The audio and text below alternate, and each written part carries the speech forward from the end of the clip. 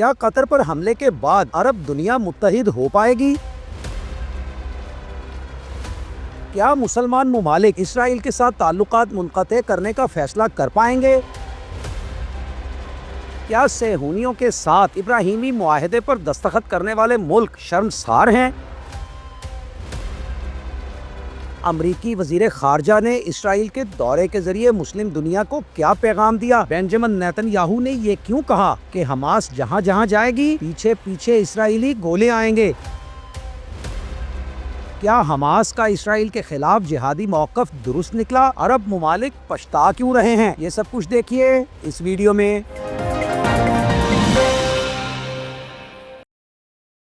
السلام علیکم، میرا نام ہے سجاد شفیق بٹ۔ ناظرین، اردو زبان کا مشہور محاورہ ہے کہ اب پچھتائے کیا ہوت جب چڑیاں چگ گئیں کھیت، تو در حقیقت قطر کے ساتھ وہی کچھ ہوا ہے۔ اور آگے آگے دیکھیے ہوتا ہے کیا کہ مصداق اسرائیل کے ہاتھوں دیگر عرب ممالک کی مرمت کی نوبت بھی جلد ہی آنے والی ہے۔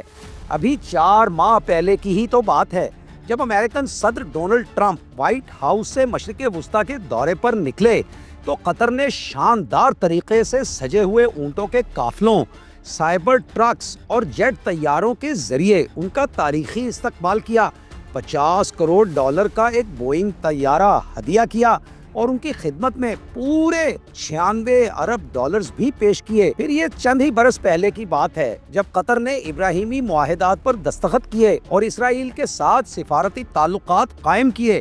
قطر پر اسرائیلی حملے کے بعد اب ساری عرب دنیا شدید پچھتاوے کا شکار ہو چکی ہے، کیونکہ صرف قطر ہی نہیں بلکہ دیگر عرب ممالک نے بھی ملت اسلامیہ کے مشترکہ مفادات کو پس پشت رکھتے ہوئے اسرائیل کے ساتھ نام نہاد امن معاہدے ابراہام ایکارڈز پر دستخط کر دیے تھے۔ ناظرین، اس وقت قطر کے دارالحکومت دوحہ میں عرب لیگ اور دیگر اسلامی ممالک کا مشترکہ اجلاس منعقد ہوا ہے۔ اب اسے حسن اتفاق کہیے یا کچھ اور، لیکن یہ اجلاس ابراہام ایکارڈز کے دستخط کی 5ویں سالگرہ کے موقع پر ہو رہا ہے۔ یاد رہے کہ سن 2021 میں ہونے والے ابراہام ایکارڈز یا ابراہیمی معاہدے کے نتیجے میں اسرائیل اور عرب ممالک نے معمول کے تعلقات قائم کرنے کا اعلان کیا تھا۔ دوحہ اجلاس کا انعقاد ایک ایسے وقت میں ہو رہا ہے جب مشرق وسطیٰ کے ممالک اور اسرائیل کے درمیان سیاسی تناؤ بڑھتا چلا جا رہا ہے۔ اسرائیل کی غزہ میں جنگ اب 3 سال میں داخل ہو رہی ہے، جبکہ خطے کے دیگر ممالک بھی اس کی تباہ کاریوں سے دوچار ہیں۔ اسرائیل نے غزہ جنگ کے خاتمے کی کوششوں کے لیے ثالثی کا کردار ادا کرنے والے قطر پر بھی حملہ کیا ہے، جبکہ اسرائیل اس سے قبل لبنان، ایران، یمن اور شام پر بھی حملے کر چکا ہے۔ اب دیکھنے کی بات یہ ہے کہ یہ اجلاس بند کمرے میں ہو رہا ہے، حالانکہ عرب میں کوئی کمرہ ایسا نہیں ہے جو اسرائیلیوں کے لیے بند ہو۔ اسرائیلی انٹیلیجنس اس کمرے کو بھی ریکارڈ کر رہی ہے۔ موصولہ معلومات کے مطابق اجلاس میں عرب لیگ اور او آئی سی جسے میں OIC کہتا ہوں، حالانکہ اس کا نام آرگنائزیشن آف اسلامک کنٹریز ہے، لیکن مسلمان ممالک سے زیادہ ان کو اسرائیلی مفادات کی زیادہ فکر رہتی ہے۔ تو عرب لیگ اور OIC کے تمام ارکان ممالک اس اجلاس میں شریک ہیں جو دوحہ میں ہوا ہے۔ قطری وزیر اعظم شیخ محمد عبد الرحمن الثانی نے اجلاس میں مسلمان ممالک اور بین الاقوامی برادری کی 2 رنگی کا رونا رویا ہے، حالانکہ آپ خود بھی تو 2 رنگی کا شکار ہیں۔ جبکہ مصر کے سربراہ عبد الفتاح السیسی نے مغرب کے جنگی اتحاد نیٹو کی طرز پر عرب نیٹو تشکیل دینے کی تجویز ایک بار پھر دہرائی ہے۔ عبد الفتاح السیسی کے بارے میں بھی ہمیں یاد ہونا چاہیے کہ وہ خود بھی ایک ڈکٹیٹر ہیں۔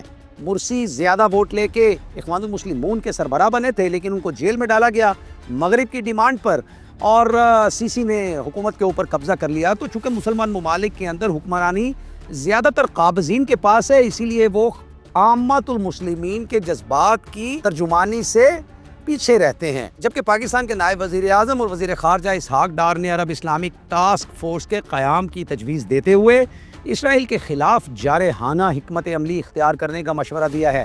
یہ ایک ٹھوس بات ہے جو ڈار صاحب نے کی ہے۔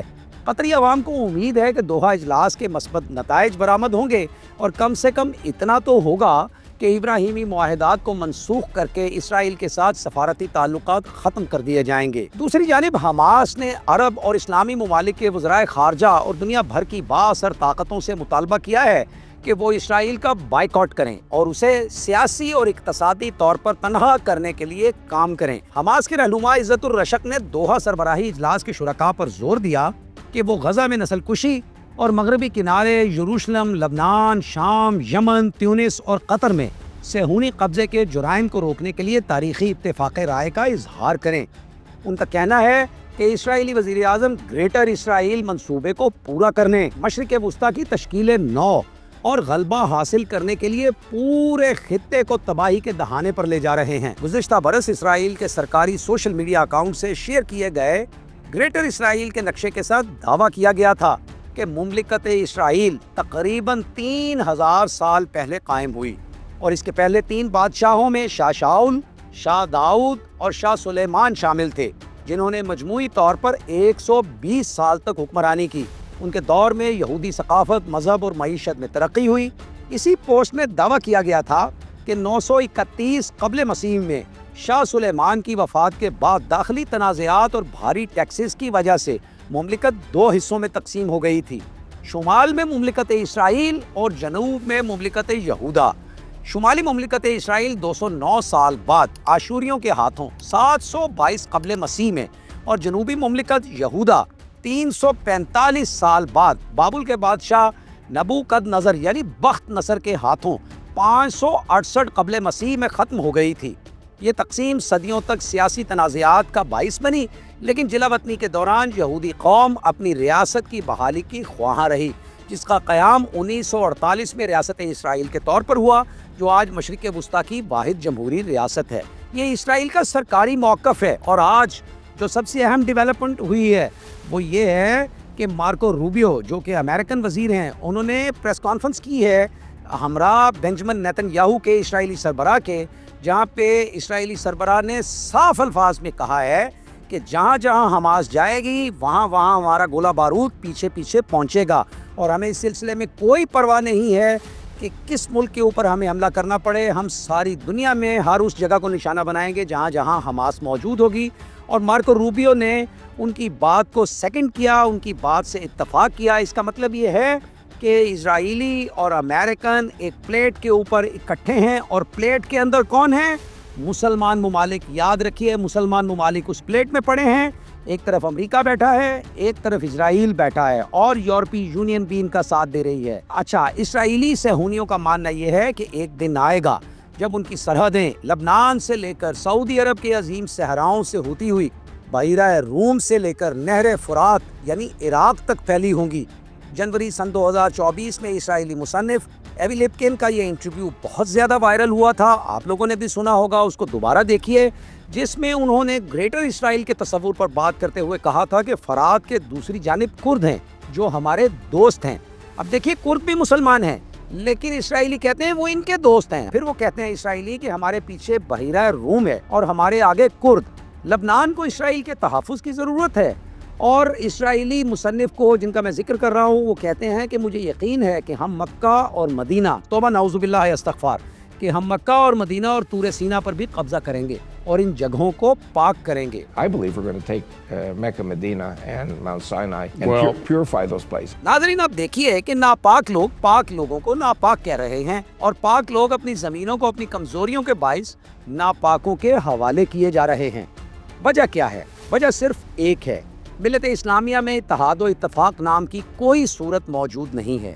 کم و بیش تمام مسلمان حکمران امریکہ اور اسرائیل کے خوف میں مبتلا ہیں، اور امریکہ کو قریب قریب خدا ہی متصور کر چکے ہیں۔ غزہ میں زمینی کارروائی کے دوران بعض اسرائیلی فوجیوں نے اپنے یونیفارمز پر گریٹر اسرائیل کے نقشے لگا رکھے ہیں، ایسے بیجز لگا رکھے ہیں جن کے اوپر گریٹر اسرائیل کا نقشہ لگا ہوا ہے، جبکہ انتہائی دائیں بازو سے تعلق رکھنے والے اسرائیلی وزراء کی جانب سے بھی ماضی میں اس تصور کا ذکر کیا جاتا رہا ہے۔ اس وقت بھی غزہ ہیومینیٹیرین فاؤنڈیشن GHF، جو نام نہاد امدادی تنظیم ہے جو امریکہ اور اسرائیل کے باہمی تعاون سے بنی ہے، اس کی جو ذمہ داری ہے حفاظت کی اور سامان کے تقسیم کی جن بائکر گینگز کو دی گئی ہے جو امریکہ سے تعلق رکھتے ہیں، وہ بھی یہ نقشہ جو ہے وہ اپنے سینوں پہ چسپاں کرتے ہیں۔ اچھا، یہ جو گریٹر اسرائیل کا نقشہ بار بار سامنے آتا ہے اور 2024 کے بعد سے لے کے اب تک تو بہت زیادہ وہ بحث میں ہے اور بالکل عام ہو چکا ہے، اور اسرائیل اس کو ایکنالج بھی کرتا ہے۔ اس پر عرب ممالک کی آبادیوں میں سخت تشویش پائی جاتی ہے، کیونکہ دا پرومسڈ لینڈ، جیسا کہ اسرائیلی اس کو کہتے ہیں کہ وہ زمین جس کا ان سے وعدہ کیا گیا ہے، اس کے نقشے میں اردن، فلسطین، لبنان، شام، عراق، اور مصر کے کچھ حصے بھی شامل ہیں۔ 7 اکتوبر سن 2023 کو حماس کے اسرائیل پر حملے کے بعد ہمسایہ ممالک میں اسرائیلی کارروائیوں میں اضافہ ہوا ہے۔ یہ انٹیلیجنس کارروائیاں بھی ہو رہی ہیں، اوورٹ بھی ہو رہی ہیں، کوورٹ بھی ہو رہی ہیں، یعنی بظاہر کارروائیاں بھی ہو رہی ہیں اور خفیہ کارروائیاں بھی ہو رہی ہیں۔ گزشتہ چند ماہ کے دوران اسرائیلی ڈیفنس فورسز نے یعنی IDF نے ایران، شام اور لبنان میں ٹارگیٹڈ حملے بھی کیے ہیں، اور اقوام متحدہ اور امریکہ سمیت دیگر مغربی ممالک کی جنگ بندی کی بظاہر کوششوں میں ناکامی کے بعد اسرائیلی کارروائیاں ہر گزرتے دن کے ساتھ بے باک ہوتی چلی جا رہی ہیں۔ ناظرین، یہ یاد رکھنا چاہیے کہ صہیونیت یعنی زائونزم یہ یہودیت کا ایک حصہ ہے۔ یہودیت ایک مذہب ہے اور صہیونیت ایک اس میں اٹھائی گئی ایک پولیٹیکل تحریک ہے یعنی زائونزم۔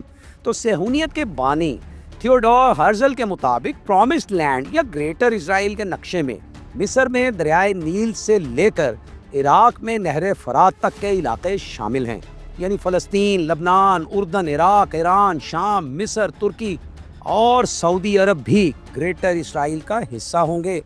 سن 1947 میں اقوام متحدہ نے فلسطین کو 2 الگ الگ یہودی اور عرب ریاستوں میں تقسیم کرنے کی منظوری دی تھی اور بیت المقدس کو ایک بین الاقوامی شہر قرار دیا گیا تھا۔ اس کے بعد اسرائیلی سیاستدان اور سابق وزیر اعظم مناخیم بیگن نے کہا تھا کہ فلسطین کی تقسیم غیر قانونی ہے، یروشلم ہمارا دارالحکومت تھا اور ہمیشہ رہے گا، اور ایرڈز اسرائیل کی سرحدوں کو ہمیشہ کے لیے بحال کیا جائے گا۔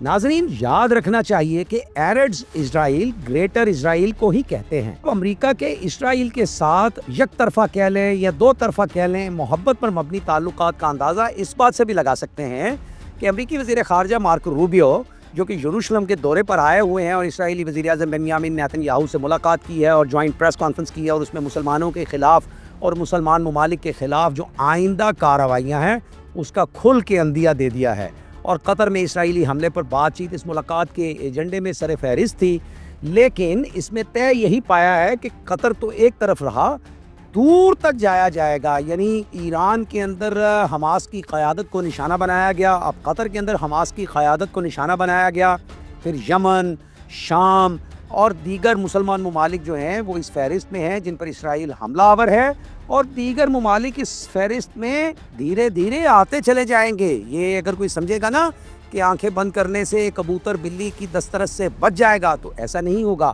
اسرائیلی وزیر اعظم نیتن یاہو نے کہا ہے کہ امریکہ اور اسرائیل کے تعلقات یروشلم میں واقع مغربی دیوار کے پتھروں کی طرح مضبوط اور پائیدار ہیں۔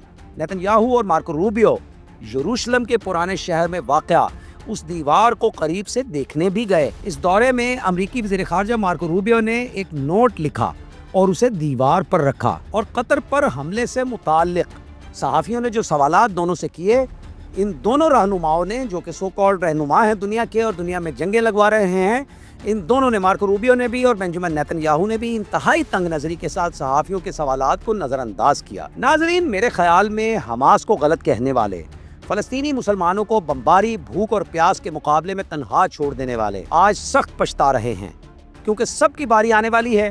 دجالی اسرائیل سوار ہے ایک گدھے پر اور گدھا ہے امریکہ، کیونکہ سوار اہم ہوتا ہے، سواری نہیں۔ وقت آنے پر سوار اپنی سواری کو بھی اپنے مقصد کے لیے ہلاک کر دینے سے باز نہ آئے گا۔ لیکن اسرائیل کی جانب سے امریکہ سمیت تمام مغربی طاقتوں کو آنکھیں دکھائے جانے سے پہلے دنیا یہ منظر دیکھے گی کہ صہیونی افواج مشرق وسطیٰ کے طول و عرض میں اپنی مخصوص حکمت عملی کے تحت آگے سے آگے بڑھتی چلی جائیں گی۔ مسلمان اس وقت تنکوں کی طرح منتشر ہیں اور ان کے دشمن یکجان اور متحد۔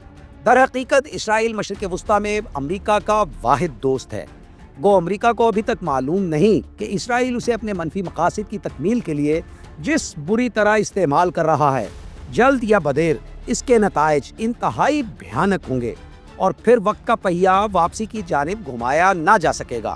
اسرائیلی وزیر اعظم بنجامن نیتن یاہو کا بار بار پاکستان کا ذکر کرنا اور اقوام متحدہ کی جنرل اسمبلی میں اسرائیلی مندوب کا پاکستان کا ذکر کرنا، یہ سب نشانیاں ہیں اس بات کی کہ خطرہ انتہائی قریب آ چکا ہے، مصیبت سروں پر منڈلا رہی ہے، لیکن تمام مسلمان ممالک کچھوے کی رفتار سے چل رہے ہیں، بلکہ شاید اس سے بھی آہستہ ہیں، جبکہ دشمن ایسا کائیاں اور متحرک ہے کہ اس سے نپٹنے کے لیے روشنی کی رفتار سے منصوبہ بندی کرنے اور عملی اقدامات لینے کی ضرورت ہے۔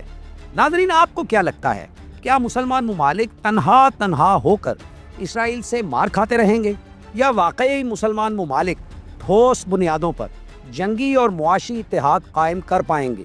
کیا عرب اور عجم کا امتیاز مٹے گا؟ کیا ملت اسلامیہ اپنے مسلکی، فقہی، تاریخی اختلافات کو ایک طرف رکھ کر اپنی بقا کا کوئی اہتمام کرے گی، یا مسلمان شہید ہوتے جائیں گے اور گریٹر اسرائیل بن کر رہے گا؟ اس سب کے بارے میں اپنے خیالات کا اظہار ضرور کیجیے گا، انتظار رہے گا۔ اب اجازت دیجیے، بشرط زندگی پھر ملیں گے۔ اللہ حافظ۔